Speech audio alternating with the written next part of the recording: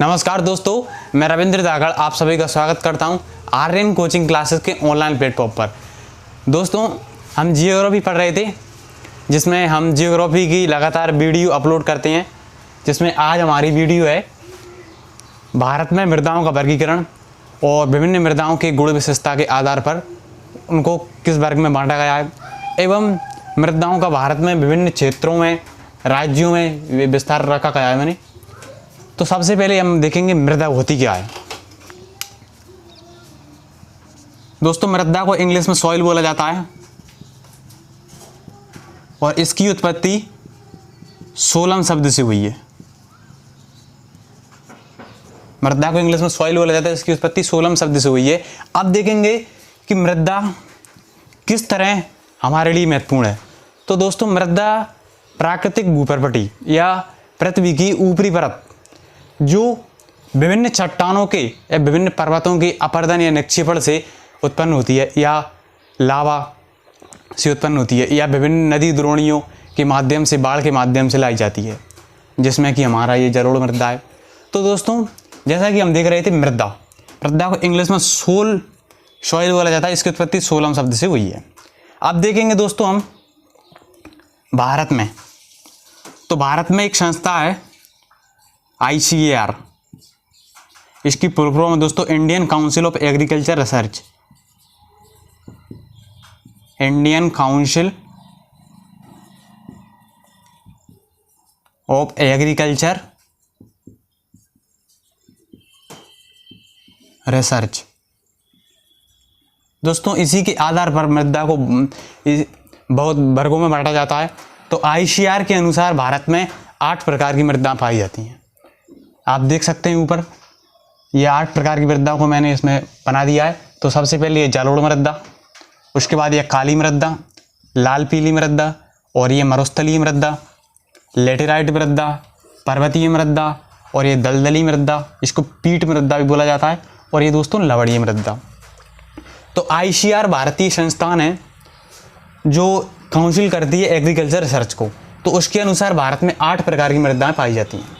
अब हम देखेंगे कि ये मृदाएं भारत में कहाँ पर पाई जाती हैं, या कह सकते हैं कि भारत में कौन कौन से क्षेत्र में, कौन कौन से राज्यों में सर्वाधिक है, एवं इन मृदाओं की गुण विशेषता।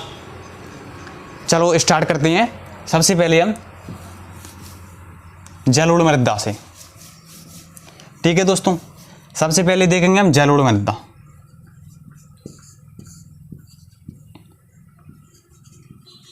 जलोढ़ मृदा, इसके हम पॉइंट बाय पॉइंट देखते चलेंगे। सबसे पहले जलोढ़ मृदा भारतीय क्षेत्र पर सर्वाधिक पाई जाती है, अर्थात हम कह सकते हैं कि भारत में क्षेत्रफल के आधार पर सबसे अधिक क्षेत्रफल पर जो मृदा पाई जाती है वो जलोढ़ मृदा है। आप देख सकते हैं उत्तर भारत की विशाल मैदान में ये मृदा पाई जाती है, जो लगभग कुल मृदाओं के क्षेत्रफल का लगभग 40% क्षेत्रफल है। पहला पॉइंट हो जाएगा ये 40% क्षेत्रफल पर और सबसे अधिक क्षेत्रफल पर, ठीक है दोस्तों। इसका जो दूसरा बिंदु होगा वो ये होगा कि जलोढ़ मृदा सबसे अधिक उपजाऊ मृदा मानी जाती है। जलोढ़ मृदा सबसे अधिक उपजाऊ मृदा मानी जाती है।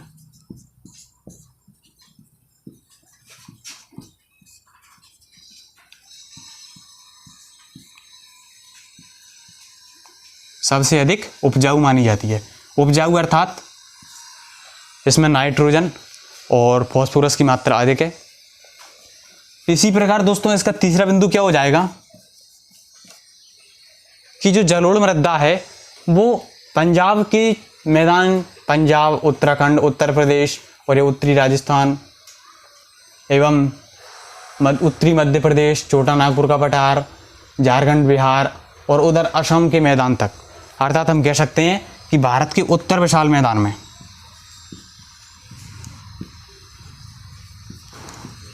भारत के उत्तरी विशाल मैदान में विस्तृत है जलोढ़ मृदा।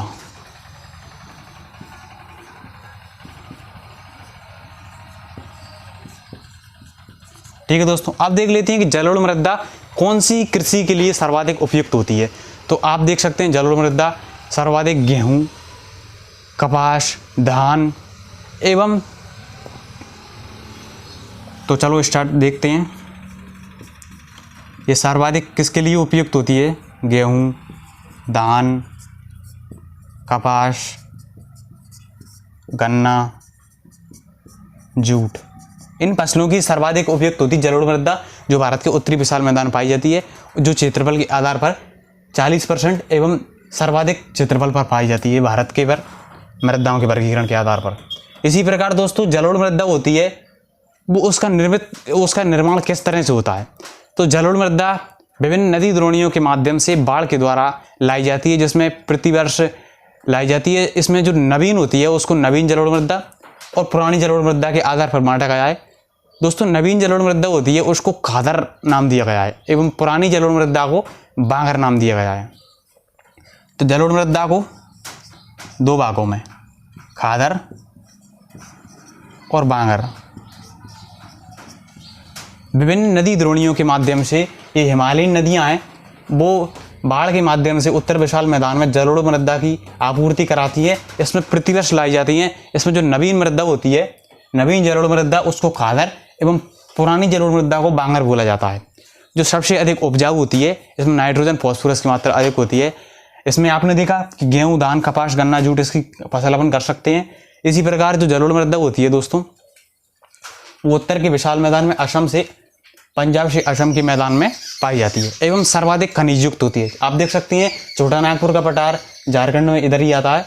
तो सर्वाधिक खनिज उपयुक्त होती है एवं सर्वाधिक कृषि उपयुक्त होती है एवं सर्वाधिक उपजाऊ होती है। इसी प्रकार अब जलोढ़ मृदा के बाद दूसरी मृदा, अब काली मृदा को देखेंगे। ठीक है दोस्तों, काली मृदा का वर्गीकरण, विस्तार, गुण, विशेषताएं, इन सभी को हम देखेंगे।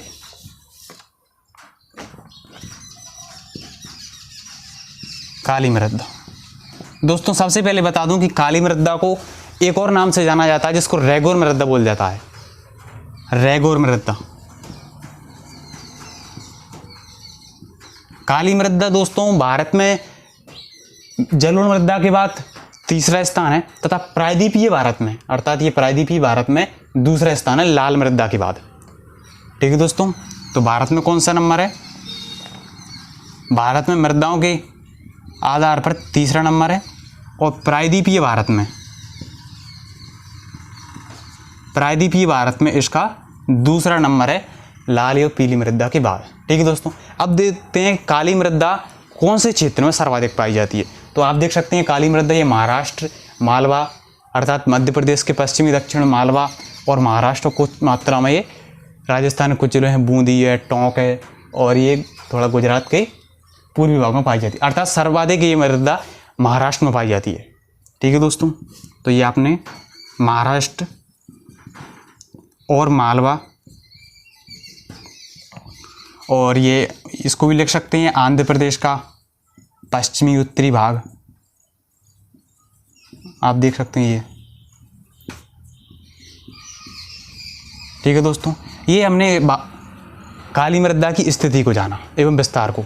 अब देखेंगे काली मृदा की क्या गुण विशेषताएं होती है और इसमें कौन सी कृषि सर्वाधिक उपयुक्त होती है। तो काली मृदा होती है दोस्तों, इसमें जो जल धारण की क्षमता होती है वो सर्वाधिक होती है। अर्थात हम कह सकते हैं जल धारण की क्षमता सर्वाधिक कौन सी मृदा में होती है? काली मृदा में।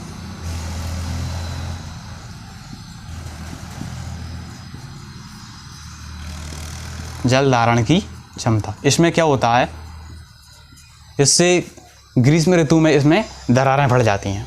जल धारण की क्षमता के कारण इसमें ग्रीष्म ऋतु में क्या पड़ जाती हैं? दरारें।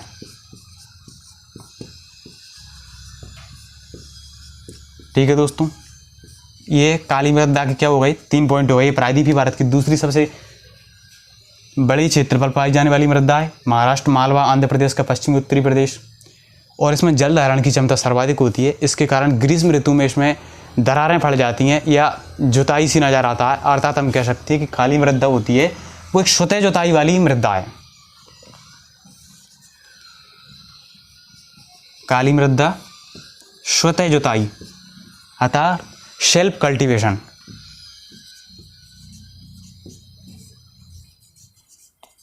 काली मृदा स्वतः जुताई वाली मृदा है। ठीक है दोस्तों, अब बात करेंगे काली मृदा का निर्माण किस प्रक्रिया से हुआ है। तो काली मृदा का निर्माण दोस्तों विभिन्न बेसाल्ट चट्टानों के अपरदन से लावा के ठंडे होने से काली मृदा का निर्माण हुआ है। अर्थात हम कह सकते हैं कि बेसाल्ट चट्टानों के अपरदन से।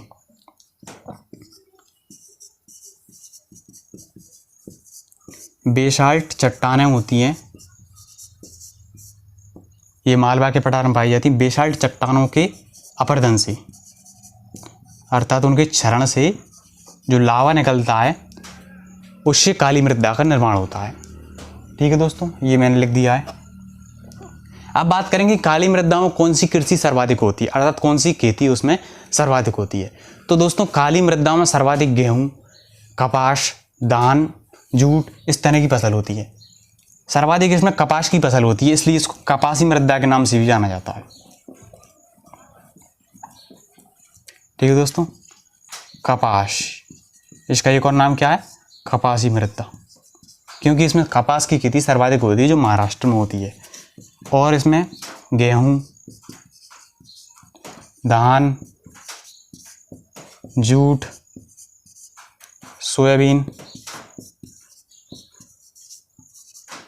चना ये फसलें होती हैं। ठीक है दोस्तों, हमने काली मृदा को देखा जो महाराष्ट्र में और मालवा के पठार में पाई जाती है। ये प्रायद्वीपीय भारत का दूसरा सबसे बड़ा वर्ग एवं भारत के कुल वर्ग क्षेत्रफल में मृदाओं के आधार पर तीसरा सबसे बड़ा वर्ग है। ठीक है दोस्तों, स्वतः जोताई वाली मृदा भी बोला जाता है, इसको रेगुर मृदा एवं कपासी मृदा भी बोला जाता है, तथा इसमें जल धारण की क्षमता सर्वाधिक होती है। अब काली मृदा के बाद देखेंगे दोस्तों हम लैटेराइट मृदा। ठीक है दोस्तों, अब देखेंगे हम लैटेराइट मृदा।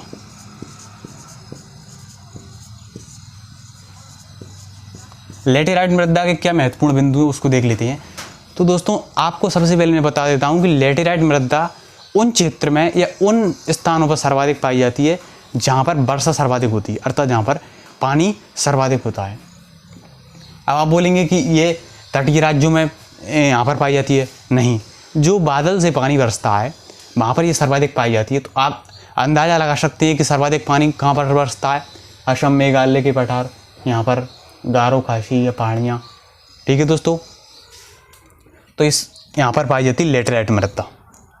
तो सबसे पहला ये बिंदु क्या होगा कि सर्वाधिक वर्षा वाले क्षेत्रों में, कुछ मात्रा में ये केरल, तमिलनाडु इनके तटों पर भी पाई जाती है जहाँ पर सर्वाधिक वर्षा होती है।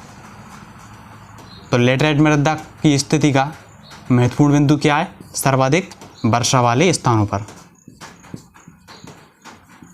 ठीक है दोस्तों, दूसरा इसका महत्वपूर्ण बिंदु ये है कि लैटेराइट मृदा की जो प्रकृति होती है वो अम्लीय होती है। अर्थात लैटेराइट मृदा क्या होती है दोस्तों, अम्लीय।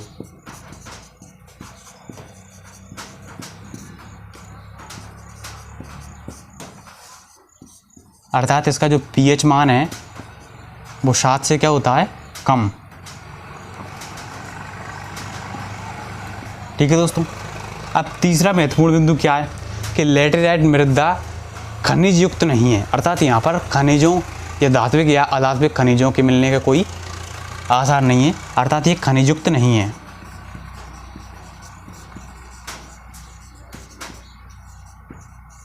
ठीक है दोस्तों, और तीसरी बात दोस्तों ये है कि लैटेराइट मृदा कृषि युक्त भी बहुत कम है।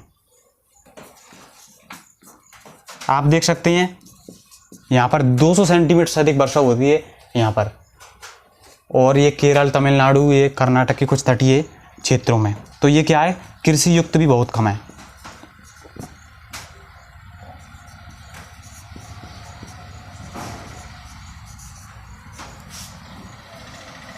ठीक है दोस्तों, ये हमने लैटेराइट मृदा के कुछ बिंदु देखे कि लैटेराइट मृदा सर्वाधिक उन क्षेत्रों में या उन स्थानों पर पाई जाती है जहाँ वर्षा सर्वाधिक होती है, जैसे कि यहाँ पर मेघालय के पठार और ये केरल और तमिलनाडु, कर्नाटक कुछ तटीय क्षेत्रों में। ये अम्लीय प्रकृति की होती है, खनिजयुक्त नहीं है एवं कृषि युक्त नहीं है। अब लैटेराइट मृदा की बात करेंगे दोस्तों हम लाल मृदा के बारे में। लाल या पीली मृदा।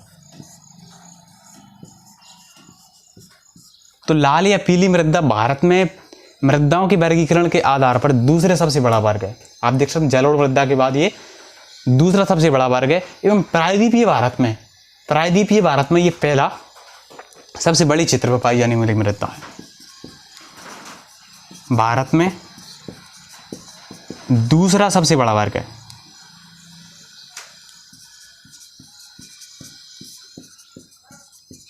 भारत में दूसरा सबसे बड़ा वर्ग है लाल मृदा का, एवं प्रायद्वीपीय भारत में इसका पहला है।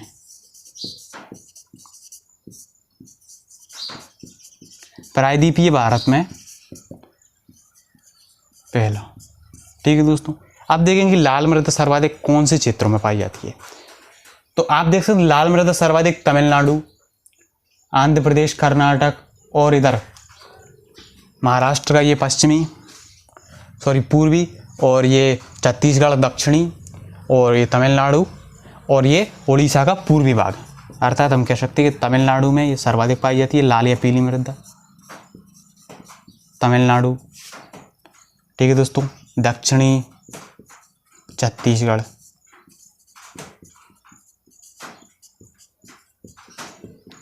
ठीक है दोस्तों, पूर्वी उड़ीसा,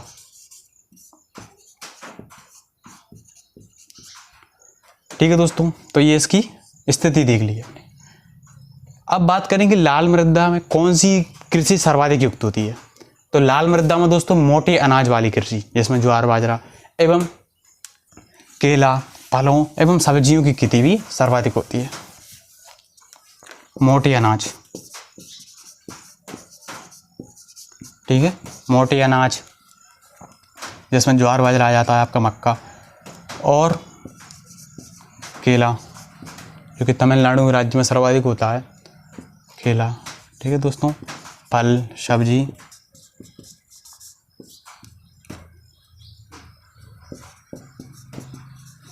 गेहूँ, धान। ठीक है दोस्तों, ये हमने लाल या पीली मृदा की स्थिति को देखा, विस्तार को देखा, एवं उसमें कौन सी फसल सर्वाधिक होती है उसको भी देखा। दोस्तों लाल मृदा भी खनिजयुक्त मृदा है, खनिजयुक्त, विभिन्न खनिजों के मिलने के आसार होते हैं यहाँ पर, खनिजयुक्त। ठीक है दोस्तों, खनिजयुक्त भी है, कृषि युक्त भी है। ठीक है दोस्तों, अब लाल या पीली मृदा के बाद बात करेंगे हम पर्वतीय मृदा की। नाम से ही पता चल गया पर्वतीय मृदा, यानी कि जो पर्वतों के नज़दीक, आसपास या निचले क्षेत्रों में पाई जाती है पर्वतीय मृदा।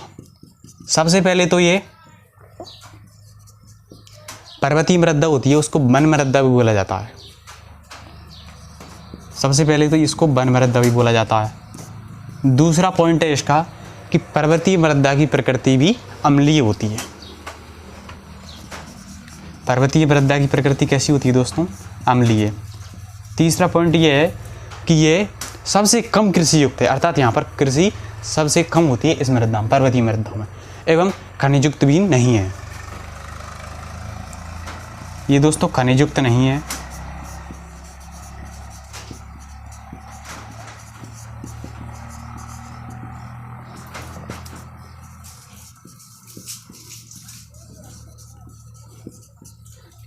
कृषि युक्त भी कम है। ठीक है दोस्तों, इसकी प्रकृति अम्लीय होती है, इसको वन मृदा ही बोला जाता है, इस खनिजयुक्त नहीं है, और कृषि युक्त भी बहुत कम है। आप देख सकते हैं पर्वतीय मृदा का जो विस्तार है वो पर्वतों के निकट, पर्वत श्रेणियां के निकट, जिसमें जम्मू कश्मीर, लद्दाख, हिमाचल प्रदेश, उत्तराखंड, सिक्किम, अरुणाचल प्रदेश, इन पर्वत पहाड़ियों, पर्वत श्रेणियों के क्षेत्रों में पाई जाती हैं। तो इसकी जो स्थिति है वो कहाँ पर है? पर्वतीय प्रदेशों में। ठीक है दोस्तों, पर्वतीय प्रदेशों में, जिसमें जम्मू कश्मीर से लेकर के सिक्किम, अरुणाचल प्रदेश, मतलब भारत के जहाँ पर पर्वत, तो उत्तरी में जम्मू कश्मीर, अरुणाचल प्रदेश, सिक्किम, उत्तराखंड, हिमाचल प्रदेश, लद्दाख, इन क्षेत्रों में, एवं कुछ मात्रा में ये नीलगिरी, अन्नामलाई, कार्डमम, इलायची पहाड़ियों के निकट भी पाई जाती है दक्षिण में, क्योंकि ये पर्वतों के निकट पाई जाती है। नीलगिरी, कार्डमम, जिसको इलायची पर्वती बोला जाता है, कार्डमम, और अन्नामलाई। ये दक्षिणी पर्वतीय है। तो इसके नज़दीक भी कौन सी मृदा, पर्वतीय मृदा या वन मृदा पाई जाती है। ठीक है दोस्तों, हमने पर्वतीय मृदा को देखा। अब पर्वतीय मृदा के बाद देखेंगे दोस्तों हम मरुस्थलीय मृदा।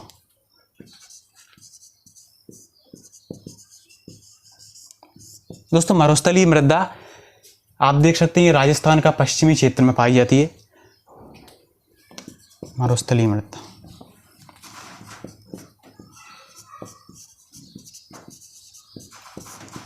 आप देख सकते हैं मरुस्थलीय प्रदेश में पाई जाती है, राजस्थान के मरुस्थलीय क्षेत्र में। ठीक है दोस्तों, इधर ये अरावली, जैसलमेर, उदयपुर, यहाँ पर मरुस्थलीय मृदा पाई जाती है। ठीक है दोस्तों, अब दूसरा पॉइंट ये है कि इसमें भी मोटे अनाज होते हैं, ज्वार, बाजरा, मक्का इत्यादि की फसल होती है, मोटे अनाज। दोस्तों यहाँ पर 70 सेंटीमीटर से कम वर्षा होती है। यहाँ पर लोग पानी की उपलब्धता करके गेहूं की फसल भी कर सकते हैं, मोटे अनाज और गेहूं की फसल। अब तीसरा पॉइंट इसका यह है, ठीक है दोस्तों, हमने मरुस्थलीय मृदा को देखा। मरुस्थलीय मृदा जो कि तार के मरुस्थल में इधर भारत के पश्चिमी और राजस्थान के पश्चिमी मरुस्थलीय क्षेत्र में पाई जाती है। इसमें मोटे अनाज और पानी की उपलब्धता करवा गेहूं की फसल की जा सकती है। अब मरुस्थलीय मृदा के बाद अगली मृदा उसको देखते हैं हम, लवणीय मृदा। आप नाम से पहचान सकते हैं, लवणीय मृदा मतलब सॉल्टेबल। तो आपको पता होगा गुजरात के ये कच्छ के यहाँ पर लवणीय मृदा सर्वाधिक पाई जाती है।